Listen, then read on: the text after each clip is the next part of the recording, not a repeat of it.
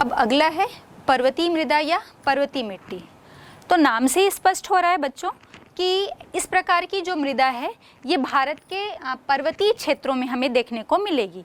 तो हमें मालूम है भारत का पूरा उत्तर और उत्तर पूर्वी हिस्सा जो है वो हिमालय पर्वतीय क्षेत्र है। तो यहाँ पर हमें पर्वतीय मृदा जो है वो देखने को मिलेगी। जो पर्वतीय मृदा है इसका अधिकांश हिस्सा जो हम देखेंगे टर्शरी युग की जो चट्टानें हैं उस क्रम का बना हुआ है या उस समय का बना हुआ है। इस मृदा में पोटाश, चूना या फास्फोरस इस टाइप के तत्वों का जो है वो अभाव देखने को मिलता है, लेकिन जो जीवांश या जैविक पदार्थ हैं इनकी प्रचुरता देखने को मिलती है या बहुत अधिक मात्रा में ये इस मृदा में उपस्थित होते हैं। अब कहाँ कहाँ मिलते हैं? तो हमारा पूरा उत्तर का पर्वतीय क्षेत्र, चाहे हम जम्मू कश्मीर की बात करें, उत्तराखंड की बात करें, कुछ हिमाचल की बात करें, फिर पूर्वी क्षेत्र में आ जाएं तो सिक्किम और अरुणाचल का जो पर्वतीय हिस्सा है यहाँ पर हमको पर्वतीय मिट्टी का विस्तार देखने को मिलता है। इसके बाद हम बात करते हैं शुष्क और मरुस्थलीय मृदा। तो ये भी नाम से हमें पता चल रहा है कि जो शुष्क और अर्ध शुष्क क्षेत्र हैं, और नेचुरली है कि जो शुष्क और अर्ध शुष्क जलवायु वाले क्षेत्र हैं ये हमारे मरुस्थलीय क्षेत्र होते हैं और यहीं पर हमको इस प्रकार की मृदा देखने को मिलती है। और पूरे ऐसे क्षेत्र जो शुष्क और अर्ध शुष्क हैं जहाँ पर 50 सेंटीमीटर से भी कम वर्षा होती है, इन क्षेत्रों में मरुस्थलीय मृदा मिलती है। ये मृदा जो है इसकी विशेषता होती है कि ये रेतीले से लेकर बजरी युक्त या हम कहें कि रेत के आकार के कण होते हैं, और रेत के आकार से लेकर एक बजरी के आकार के कण हमको इस मृदा में देखने को मिलते हैं, इस मृदा के संगठन में मिलते हैं। इस प्रकार की मृदा में जो है वो जैव पदार्थ और नाइट्रोजन की कमी देखने को मिलती है। अब कहाँ कहाँ पर मिलते हैं? तो राजस्थान है, हमारा दक्षिण पश्चिम पंजाब है, दक्षिण पश्चिम हरियाणा का जो क्षेत्र है इसमें मतलब इन क्षेत्रों में ये मरुस्थलीय मृदा जो है वो प्रमुखता से देखने को मिलती है। हालांकि ये मृदा जो है वो अनुपजाऊ होती है, इसमें बहुत ज़्यादा उत्पादन नहीं मिल पाता है, लेकिन सिंचाई सुविधाओं का विस्तार करके हम इसमें एक अच्छा जो उत्पादन है वो प्राप्त कर सकते हैं। और हमने पढ़ा भी है या पहले चर्चा भी की है, जो राजस्थान नहर है या जिसे हम इंदिरा गांधी नहर के नाम से भी जानते हैं, इस नहर के बनने के बाद हमने देखा है कि जो राजस्थान का गंगानगर जनपद है यहाँ पर सिंचाई सुविधाओं के विस्तार के बाद पूरा क्षेत्र जो है वो हरा भरा हो गया है, हरियाली से आच्छादित हो गया है। और यहाँ पर अब स्थिति ये है कि ये खाद्यान्न और कपास के उत्पादन का भी एक महत्वपूर्ण उत्पादक क्षेत्र बन गया है। तो ये जितनी भी इस प्रकार की मृदा वाले क्षेत्र हैं उसमें हम सिंचाई सुविधाओं का विस्तार करके अच्छा उत्पादन जो है वो प्राप्त कर सकते हैं। बच्चों, अभी तो हमने बात की कि मृदा का निर्माण कैसे होता है या फिर इसके जो अलग अलग प्रकार कौन कौन से हैं, उन प्रकारों में, उन मृदाओं में जो है क्या विशेषताएं देखने को मिलती हैं और हमारे पूरे भारत में ये कहाँ कहाँ पर विस्तृत हैं। अब हम बात करते हैं वर्तमान समय में जो है भूनिम्नीकरण की जो समस्या हमारे सामने देखने को मिल रही है मृदा अपरदन के रूप में। तो ये अगर हम पूरे भारत का जो क्षेत्रफल है जिसमें हमने देखा 32,87,263 वर्ग किलोमीटर, तो इसमें हम देखते हैं भारत का पूरा 13 हेक्टेयर जो भूमि है वो निम्नीकृत है। निम्नीकृत है मतलब हम बात करेंगे भूमि निम्नीकरण पर। भूमि निम्नीकरण क्या होता है? हम ये नहीं कहते कि मरुस्थलीय जो मृदा होती है या जो सदाबहार वन वाले क्षेत्र होते हैं वहाँ पर जो मिट्टी पाई जाती है इन दोनों की गुणवत्ता या दोनों की उत्पादन क्षमता बराबर होगी, ऐसा बिल्कुल नहीं है। दोनों के उत्पादन क्षमता में या दोनों की गुणवत्ता में हमको बहुत अंतर देखने को मिलेगा।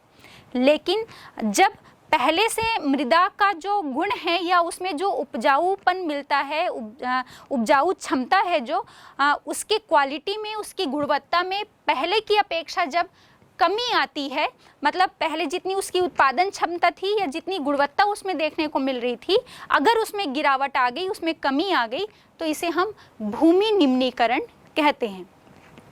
तो आइए हम बात करते हैं कि भूमि निम्नीकरण के कारण कौन कौन से हैं और किस किस क्षेत्र में प्रमुख कारक जो है वो भूमि निम्नीकरण का कौन कौन सा है। तो इसमें हमने देखा कि भारत के कुल क्षेत्रफल का की जो 13 हेक्टेयर भूमि है वो निम्नीकृत भूमि के अंतर्गत आती है।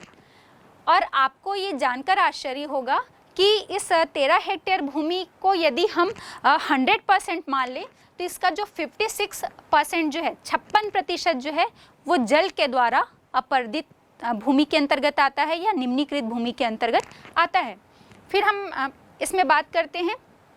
इसके बाद जो 28% है ये वनों के द्वारा निम्नीकृत हुआ है, जो 10% है वो वायु के द्वारा अपर्दित भूमि के अंतर्गत आता है और लगभग 6% जो हिस्सा है वो लवणीय और क्षारीय भूमि के अंतर्गत या इसके द्वारा जो निम्नीकृत भूमि है इसके अंतर्गत आता है। तो सर्वाधिक जो अपर्दन की हम बात करें या भूमि के निम्नीकरण की बात करें तो उसका सर्व प्रमुख जो कारण है ये है आपका जल, और जल के द्वारा ही अपर्दन से भूमि निम्नीकरण हमारे भारत में प्रमुखता से देखने को मिल रहा है। यही जो है वो एक प्रमुख कारक है।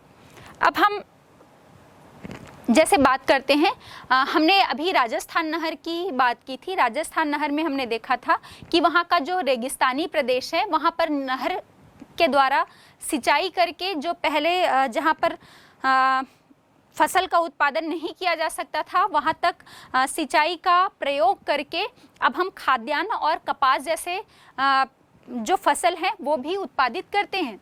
लेकिन हम ये क्या देख रहे हैं कि वहाँ पर बहुत ज़्यादा सिंचाई के कारण सिंचाई बहुत अधिक हो गई, इस कारण वहाँ पर अब जो भूमि निम्नीकरण की समस्या जो है वो देखने को मिल रही है। मतलब वहाँ पर सिंचाई की अधिकता होने के कारण भूमि जो है वो दलदल बन रही है और मृदा के नीचे का जो लवण है वो ऊपर की तरफ आकर ऊपरी सतह पर बैठ रहा है। मतलब वहाँ पर भूमि के लवणीकरण की जो समस्या है ये भी प्रमुख रूप से आ गई है। तो हम कहें कि लवणीकरण के कारण भूमि निम्नीकरण या मृदा अपर्दन की जो प्रमुख समस्या है वो हमारे इस राजस्थान के क्षेत्र में देखने को मिलता है।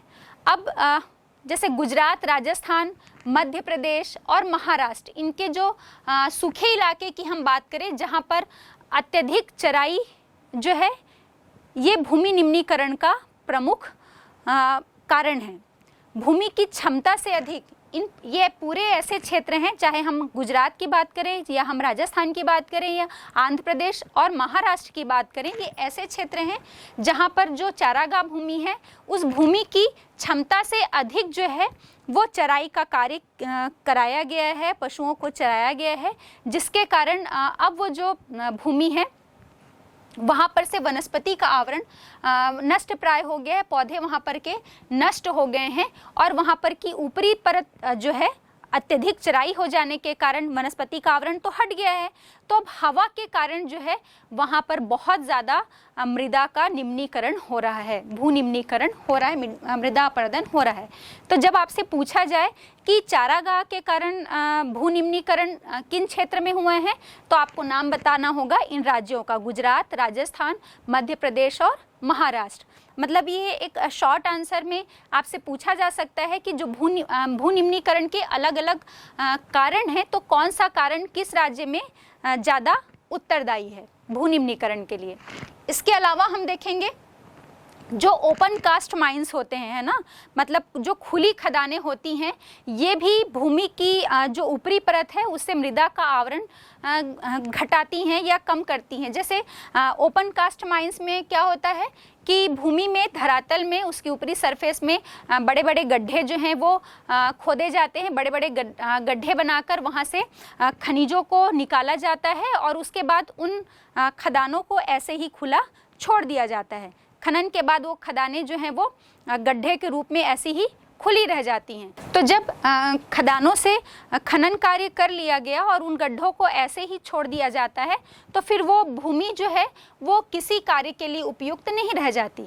तो हम बात करें झारखंड की, छत्तीसगढ़, मध्य प्रदेश और ओडिशा, ये ऐसे राज्य हैं जहाँ पर खनन के कारण वन भूमि का जो है वो निम्नीकरण हुआ है। तो अगर आपसे पूछा जाए कि खनन कार्य के कारण भूमि निम्नीकरण का उदाहरण किस राज्यों में है या कहाँ पर जो है खनन कार्य प्रमुख रूप से उत्तरदायी है भू निम्नीकरण के लिए? तो छत्तीसगढ़, मध्य प्रदेश, झारखंड और ओडिशा।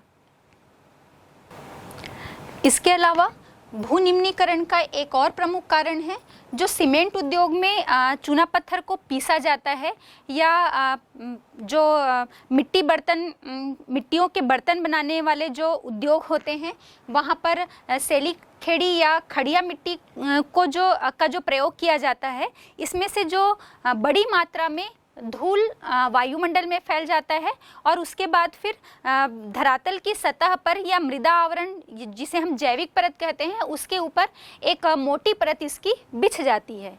और जहाँ पर भी ये परत मिलती है तो वहाँ हम देखेंगे कि मृदा में फिर जल को अवशोषित करने की क्षमता नहीं रह जाती। तो इससे भी हम कहेंगे कि भू निम्नीकरण की एक समस्या जो है वो उत्पन्न हो रही है। तो ये अलग अलग कारण हमने देखे कि किस कारण से भू निम्नीकरण हो रहा है। जैसे हमने बात की थी कि हमारे भारत की जो लगभग 13 हेक्टेयर भूमि निम्नीकृत है, इसके भी अलग अलग कारण हैं जिसमें जल अपरदन एक सर्व प्रमुख कारण है। और अगर हम अपने छत्तीसगढ़ की बात करें तो छत्तीसगढ़ की कुल भूमि जो 47,80,000 कुल भूमि जो है यहाँ की निम्नीकृत है। लगभग 35% छत्तीसगढ़ की भूमि निम्नीकरण की समस्या से ग्रस्त है। और इसका प्रमुख कारण जो है वो क्षारीय भूमि या हम कहें कि मुख्य रूप से पानी द्वारा क्षरण और भूमि की अम्लीयता जो है वो भू निम्नीकरण का प्रमुख कारण है। और इसके साथ ही साथ हम देखें चाहे दुर्ग है, जांजगीर है, कोरबा और रायपुर जिले में जो उत्खनन कार्य से हमने बताया ना कि ओपन कास्ट माइंस जो होते हैं वहाँ पर खदानों से खनन कार्य कर लिया जाता है और उन खदानों को ऐसे ही खुला छोड़ दिया जाता है, तो उसके बाद फिर वो किसी कार्य के लिए उपयुक्त नहीं रह जाते।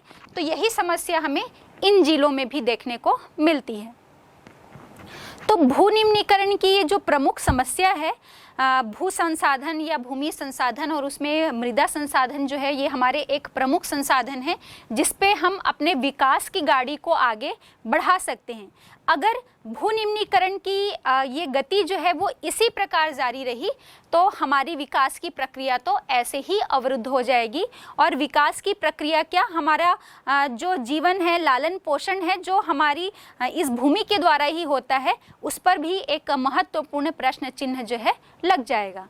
तो हम क्या क्या कर सकते हैं भू निम्नीकरण को रोकने के लिए या भूमि के प्रबंधन के लिए? जो भूमि संसाधन है हमारा उसका उचित प्रबंधन करना बहुत आवश्यक है, तभी हम इसे निम्नीकरण से रोक सकते हैं। हाँ, आपको एक चीज़ और पता होनी चाहिए कि यदि हम स्पेशली भारत में बात करें तो हमारा जो भू निम्नीकरण है, भूमि निम्नीकरण है और गरीबी इसमें बहुत एक अच्छा संबंध है। क्या संबंध है?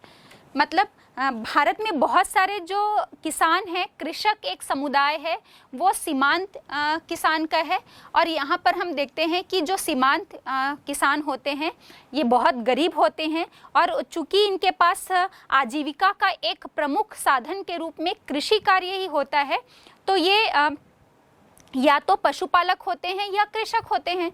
तो पशुपालक होने के कारण या कृषक होने के कारण इनकी एक मजबूरी हो जाती है कि ये जो निम्नीकृत भूमि है, चूँकि इन्हें अपने जीवन का पालन पोषण तो करना ही है और इनके लिए आजीविका का जो और कोई साधन इनके पास उपलब्ध नहीं है, तो इनके पास मजबूरी हो जाती है कि ये अपने चारागाह भूमि मतलब पहले से ही जो निम्नीकृत भूमि है तो उनका और अधिक दोहन करते जाते हैं।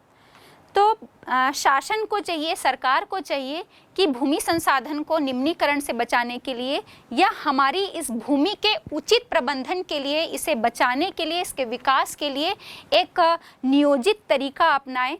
और वो क्या कर सकती है भाई, जो वन आवरण है, जितने भी वन आच्छादित क्षेत्र हैं, एटलीस्ट इसे जो एक आदर्श है 33% भूमि पर वन क्षेत्र होना चाहिए, इतना कम से कम। और इससे कहीं अधिक, चूंकि अभी जनसंख्या का दबाव इतना बढ़ रहा है, पर्यावरण प्रदूषण बढ़ रहा है औद्योगिकरण और नगरीकरण के कारण, तो अब सरकार की एक प्रमुख जिम्मेदारी बनती है कि औद्योगिक अपशिष्ट, कारखानों से जो निकलने वाला पदार्थ है, अपशिष्ट पदार्थ है, उसका उचित जो है वो निस्तारण का जो उपाय है वो करे। साथ ही साथ वृक्षों का कटाव करे, वन भूमि का विस्तार किया जाए, ओपन कास्ट माइंस की एक उचित सुनियोजित ढंग से वहाँ पर खनन प्रक्रिया को अपनाया जाए। तो इन तरीकों को अपनाकर हम जो है भूमि निम्नीकरण को रोक सकते हैं। तो आइए हम बात करते हैं भूमि संसाधन के कौन कौन से तरीके हो सकते हैं जिसे शासन को अपनाना चाहिए। तो हम भूमि संसाधन के प्रबंधन के लिए इन तरीकों को अपना सकते हैं, जैसे गांव और नगरों का नियोजित विकास किया जा सकता है। नगर और गांव का जो विकास है वो हम वर्तमान समय में देखेंगे कि बहुत बेतरतीब तरीके से किया जा रहा है। मतलब कृषि भूमि में अतिक्रमण किया जा रहा है, किसके लिए? नगरों के विकास के लिए।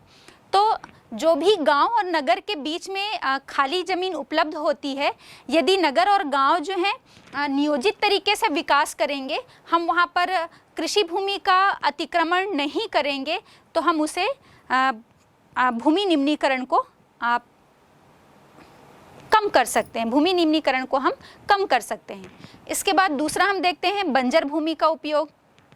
जैसे जितनी भी हमारे देश में या हमारे राज्य में बंजर भूमि पड़ी हुई है, तो इस बंजर भूमि को हम दो तरीके से प्रयोग कर सकते हैं। पहला तो हम इसे अकृषि कार्य में लगा सकते हैं। अगर उस बंजर भूमि में कृषि कार्य करना संभव नहीं है, उत्पादक क्षमता उसकी इतनी नहीं है कि कोई उत्पादन कार्य इसमें किया जाए, तो हम उसे अकृषि कार्य, जैसे कि आपके उद्योग हो गए या आवासीय क्षेत्र के रूप में हम इसका विकास कर सकते हैं। इसके बाद जो दूसरा है कि कुछ भूमि अगर ऐसी बंजर भूमि है जिसे हम प्रौद्योगिकी या तकनीक के प्रयोग के द्वारा, सिंचाई के प्रयोग के द्वारा हम उसे कृषि कार्य में प्रयोग में ला सकते हैं, तो ऐसी बेकार पड़ी भूमियों को हमें कृषि कार्यों में प्रयोग करना चाहिए, तकनीक का प्रयोग करके। इसके बाद पड़ती भूमि का उपयोग। हम ये देखते हैं कि पड़ती भूमि जो है वो विशेषकर 1 वर्ष से अधिक के लिए छोड़ी जाती है, तो उसका उपयोग जो है वो कृषि या बागवानी के लिए किया जा सकता है। मतलब कृषक जो है वो 1 वर्ष के लिए भूमि को पड़ती छोड़ देता है ताकि भूमि का उपजाऊपन जो है वो स्वतः ही आ जाए। तो उस दौरान हम उसे पड़ती ना छोड़कर किसी भी प्रकार के बागवानी या दूसरी फसल को उसमें ले सकते हैं, जिससे भूमि का उपजाऊपन जो है बढ़ जाए और लोगों की आवश्यकताएं भी पूरी हो जाएं। फिर हम देखते हैं वन संरक्षण और वन रोपण। तो वन एक ऐसा संसाधन है जिसे हम दीर्घकाल तक नवीनीकृत कर सकते हैं, एक नवीकरणीय संसाधन है। इसे हम संसाधन चैप्टर में पढ़ भी चुके हैं और इसका एक व्यवस्थित उपयोग किया जा सकता है। जैसे वनों के जो पुराने वृक्ष हैं, ये जितने पुराने वृक्ष होंगे उनको काटा जाए और जितना उसकी जगह हम और नए वृक्ष हैं लगाना संभव हो, अगर हम जितने वृक्ष काट रहे हैं तो उनकी जगह हमें नए वृक्ष जो हैं वो लगाने चाहिए। तभी हम वनों को भी एक अनवीकरणीय संसाधन के रूप में प्रमुख रूप से विकसित कर सकते हैं। और हम ये देख रहे हैं कि भारत का जो 23% भूभाग पर वन है, ये भी पर्यावरण संतुलन के दृष्टिकोण से इसका रेशियो बहुत कम है। पर्यावरण संतुलन के हिसाब से लगभग कुल भूमि के 33% हिस्से पर जो है वो वन भूमि का आवरण होना चाहिए। जो हमारा देश है इस हिसाब से बहुत पिछड़ा हुआ है, तो इसके लिए हमें वन आवरण के लिए, वन आच्छादन के लिए बहुत प्रयास करने चाहिए। ज़्यादा से ज़्यादा वृक्षारोपण का कार्य कराया जाना चाहिए। फिर मृदा क्षरण का रोकथाम। मृदा अपरदन के कारण जो है मृदा का अपरदन हो रहा है या कटाव हो रहा है, उसे हमें बचाना चाहिए। और साथ ही साथ जो हम कृषि भूमि पर रासायनिक का या हम कहें रासायनिक खादों का, रासायनिक उर्वरकों का, कीटनाशकों का जो प्रयोग करते हैं, इसके माध्यम से जो मृदा का क्षरण हो रहा है, मृदा का उपजाऊपन नष्ट हो रहा है, कम हो रहा है, उसकी उत्पादकता घट रही है, इसे हम बचा सकते हैं। तो इन ऐसे कारण या हम ऐसे उपाय करें जो ऑर्गेनिक हम कहें कि फर्टिलाइज़र है या गोबर खाद है, जितने भी प्रकार के ऐसे जैविक खाद हैं उनका प्रयोग करें जिससे भूमि का उपजाऊपन नष्ट ना हो। इसके बाद हम देखें कि घर के आसपास की जो भूमि है उसका भी उपयोग किया जा सकता है। किसी भी गांव या मोहल्ले में हम देखें घर के आसपास जो खाली ज़मीन पड़ी होती है उस भूमि पर हम कोई फलदार किसी भी प्रकार के फलदार वृक्ष को उगा लें। इससे हम क्या करेंगे कि उस भूमि खाली पड़ी भूमि का जो है वो उपयोग भी हो जाएगा, उस भूमि का उपजाऊपन भी बना रहेगा। तो इस प्रकार से इन तरीकों को अपनाकर हम भूमि संसाधन का उचित रूप से प्रबंधन या नियोजन कर सकते हैं। तो बच्चों, आज हमने बात की थी भूमि संसाधन और इसके साथ ही साथ मृदा संसाधन पे। तो आपको अपने परीक्षा के उद्देश्य से या परीक्षा के आधार पर आपको तैयार करना होगा कि भूमि संसाधन क्या है, भूमि उपयोग कितने प्रकार के होते हैं जो हमने देखा। फिर इसके बाद मृदा संसाधन क्या है, मृदा परिच्छेदिका कैसे होती है, भारत में मृदा का जो वितरण हमने बात की कि कौन कौन सी मृदा हमारे भारत में मिलती है। यदि आपको भारत में मृदा का वितरण आ गया या मृदा के प्रकारों को बताने के लिए आ गया तो आपको विशेष रूप से ध्यान रखना होगा कि इसमें आपको मानचित्र के द्वारा ही मृदा का वितरण बतलाना है। और अगर मृदा परिच्छेदिका भी आपको पूछता है तो उसे भी आपको इस डायग्राम जो आपने अभी देखा उस डायग्राम को बताते हुए ही आपको मृदा परिच्छेदिका को एक्सप्लेन करना होगा। फिर साथ ही साथ हमने देखा कि निम्नीकरण के कारण कौन कौन से हैं। इसमें भी बहुत सारे शॉर्ट टाइप आंसर आपसे बन रहे थे, शॉर्ट टाइप के क्वेश्चंस बन रहे थे। और इसके साथ भूमि संसाधन का प्रबंधन।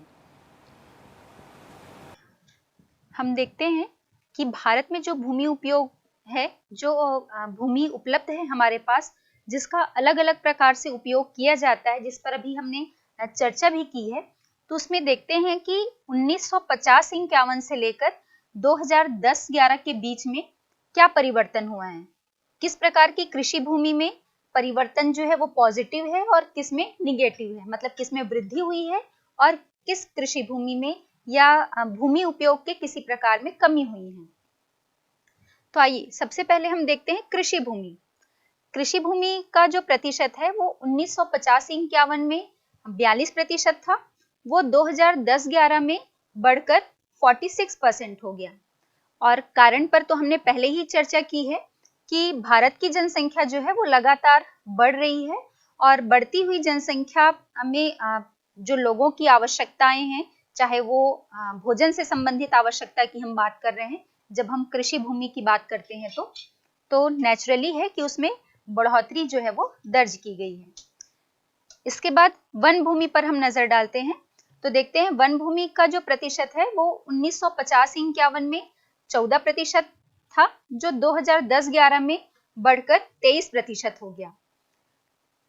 इसके बाद उपवन भूमि जो है वो 1950-51 में 7% थी और 2010-11 में इसमें कमी आ गई और ये घटकर सिर्फ 1% रह गई है। इसके बाद अकृषि भूमि 1950-51 में 4% थी और 2010-11 में ये बढ़कर 9% हो गई है। मतलब ऐसी भूमि जो कृषि के अतिरिक्त अन्य कार्यों में लगी हो, चाहे वो औद्योगिकरण की हम बात करें या नगरीकरण की।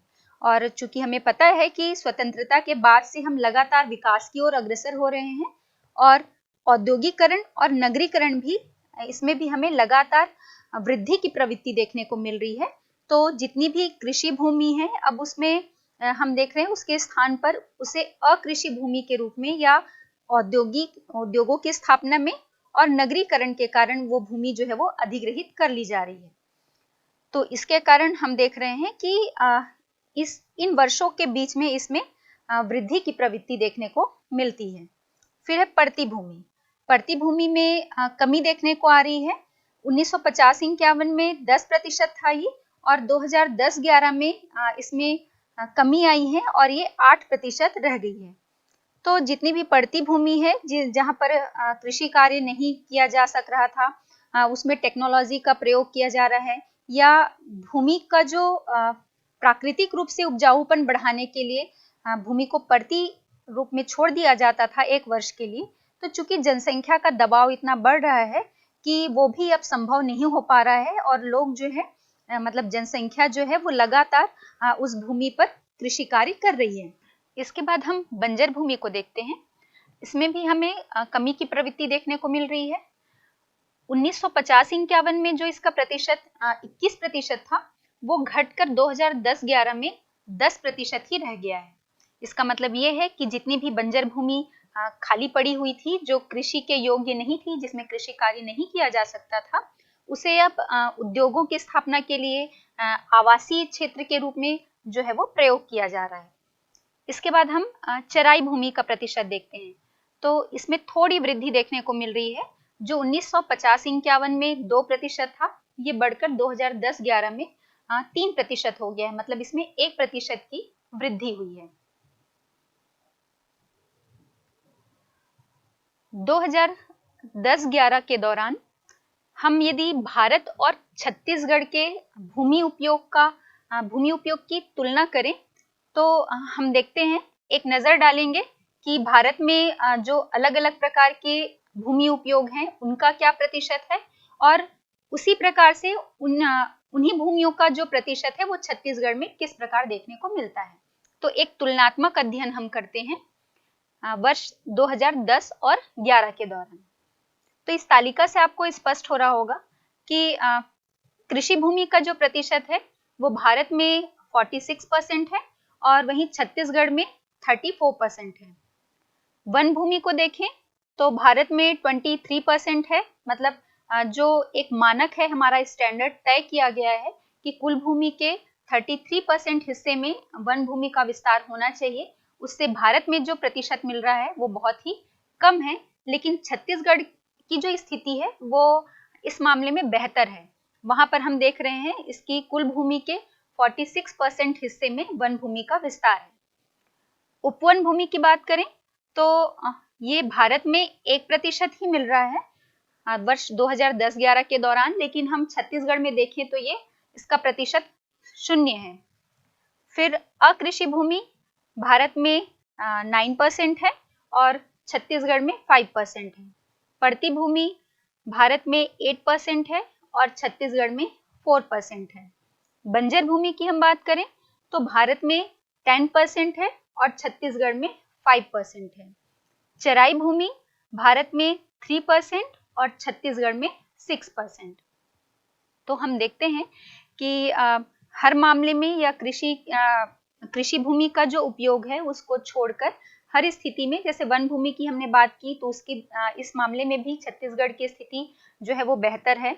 अकृषि भूमि में हम देख रहे हैं कि 9% है हिस्सा जो है भारत का, लेकिन उसमें भी छत्तीसगढ़ में कम है। पड़ती भूमि का प्रतिशत भी हमें कम देखने को मिल रहा है। फिर बंजर भूमि का भी प्रतिशत जो है वो कम है।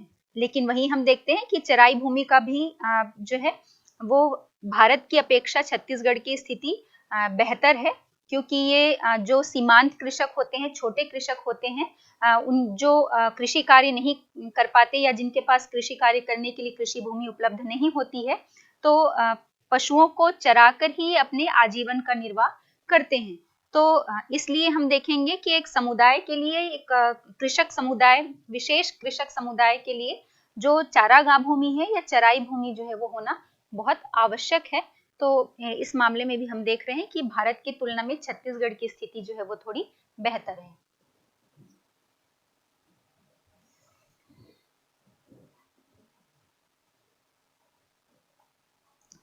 अभी हमने बात की थी कि जो चाहे अकृषि भूमि हो या बंजर भूमि, और हमने इसमें देखा था कि जब किसानों की जो भूमि होती है उसे सरकार जो है वो अपने उपयोग के लिए, चाहे उसमें परिवहन का विस्तार करना हो, उद्योगों की स्थापना करना हो या फिर नगरीकरण का विस्तार करना हो, तो शासन को ये अधिकार होता है कि वो किसानों की उस भूमि का अधिग्रहण कर सकता है।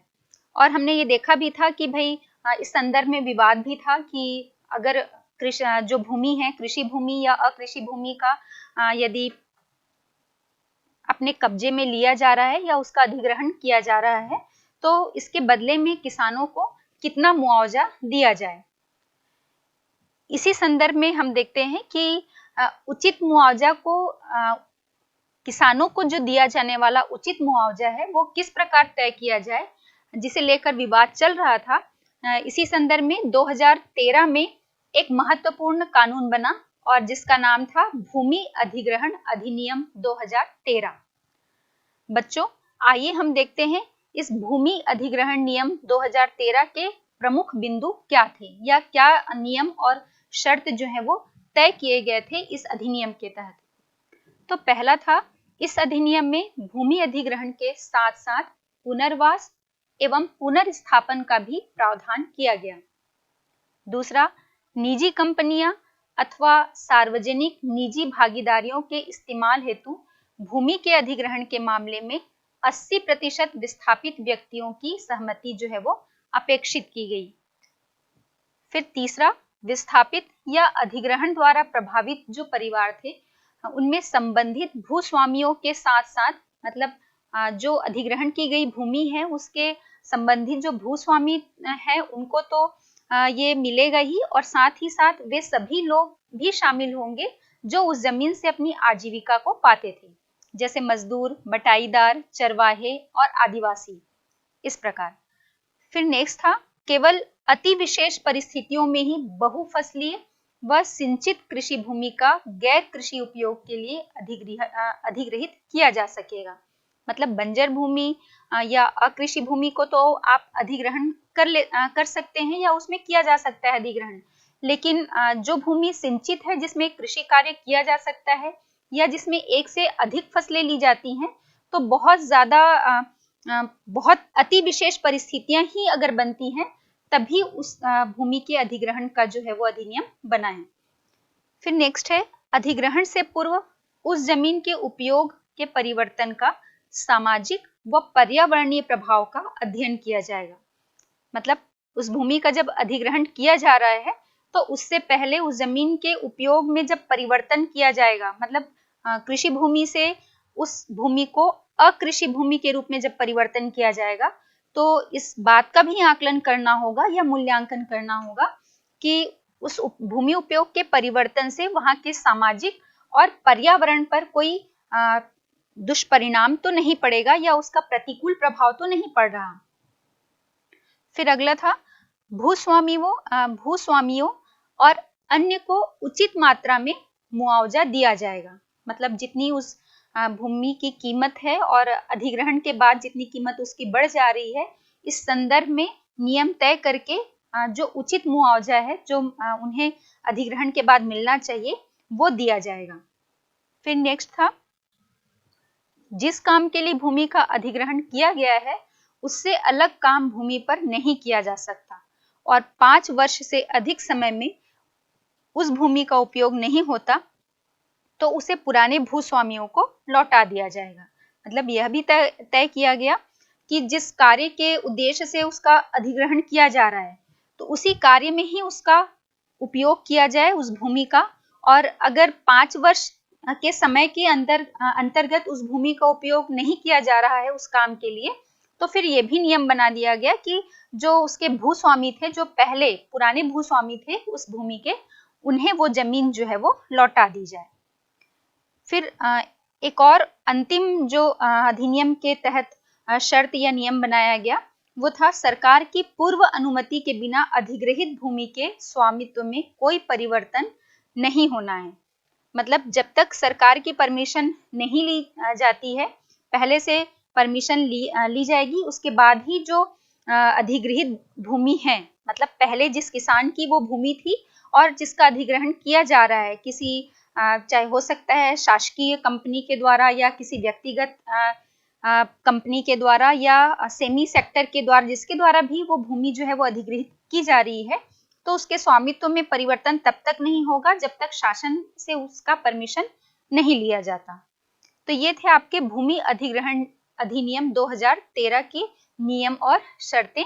अगर ये सभी चीजें जो हैं वो नियम से मानी जाती हैं तभी किसी भूमि का अधिग्रहण किया जा सकता है, या हम ये कहें कि इन सभी नियमों का पालन करते हुए पर्टिकुलर किसी भी किसान या किसी भी व्यक्ति का जो भूमि है वो अधिग्रहित किया जा सकता है।